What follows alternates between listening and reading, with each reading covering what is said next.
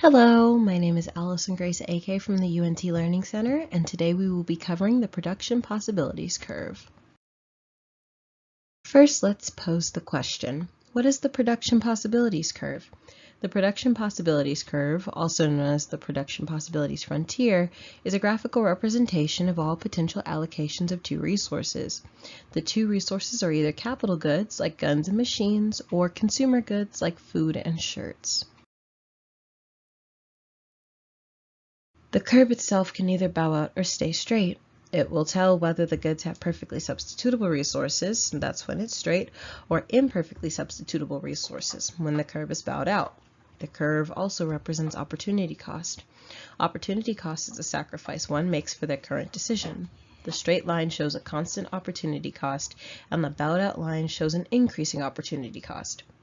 TLDR, perfectly substitutable resources have a constant opportunity cost. Imperfectly substitutable resources have an increasing opportunity cost. Let's draw a PPC. Here are all the potential outcomes of any PPC. Outcome number 1, inefficiency, point C. Anytime there's a point within the curve, we're being inefficient. That's because the curve also shows the most we can produce. Anything below that means we aren't using all of our resources. Outcome number 2, efficiency, points A and B. If we are along the curve, we're being efficient. We're using all of our resources. Outcome number 3, impossible production, point D. Any point past the curve is impossible at the time. We do not have the resources to produce the combination suggested. It goes past maximum production, so it's impossible. To calculate the opportunity cost of a good, look at the numbers on the axes and find the number change based on a 1-unit difference in the good in question. Example 1. In this graph, the PPF is straight.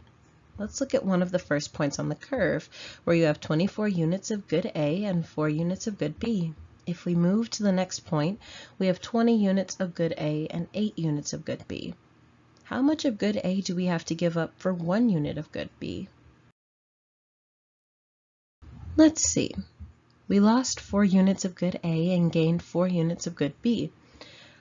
How do we know the opportunity cost for 1 unit of good B? Set it like a ratio. Good A losses to good B gains. Then reduce the ratio until good B gains are 1. Since the ratio is 4 to 4, we need to reduce the ratio to 1. To do this, divide both parts by 4. 4 to 4 becomes 1 to 1.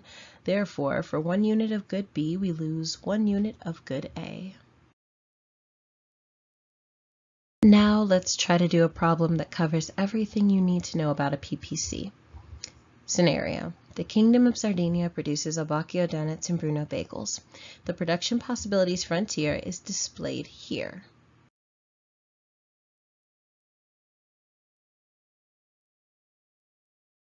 Are the resources perfectly or imperfectly substitutable?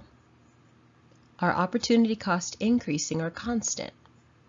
At the red icon, are we inefficient, impossible, or efficiently producing? At the dark yellow icon, are we inefficient, impossible, or efficiently producing? At the green icon, are we inefficient, impossible, or efficiently producing? We can produce 16 Abacchio donuts and 28 Bruno bagels. Let's say we want to produce 36 Bruno bagels, meaning we can only produce 12 Abacchio donuts. What is the opportunity cost for 1 Bruno bagel?